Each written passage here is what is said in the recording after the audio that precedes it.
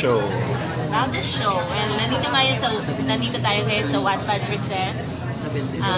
Meron kami story ngayon ni Edward Mendez entitled Savage Casanova. Ayan, siya si Ivo and ako si Moira. Anong story nitong episode niyo? Well, Casanova, siya yung Casanova, womanizer.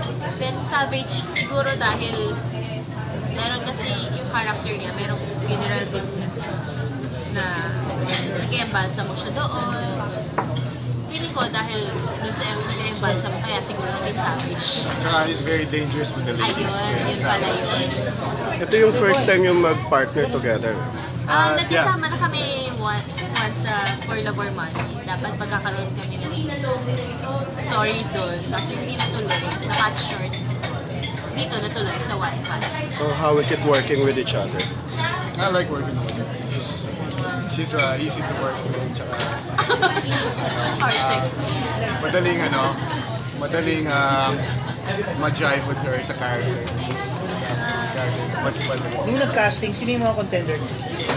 Ano Ano na siya? Nakaset na siya. Handpick mo yan. Talaga? Handpick, yeah. Okay, walang audition mo. Yeah. Mostly po sa TV5. Konti lang po ako dito. Sinong mga kasama niyo sa show? Mga kasama natin. Si Tata Mara, Yeah. si Miss Tuesday Vargas, kita ko siya doon. Victor Basa. Victor Basa, Luke Duquesne. Months ilang months? 3 months? Duquesne. Luke Duquesne. Yeah, that's it. Ayun, konti lang ang Saan cast. yung settings niya? Manila ba? Manila. Manila lang. Meron kaming yan. Meron kaming bahay, syempre. Ano pa ba yung location? Culinaria, cementerio. Funeraria.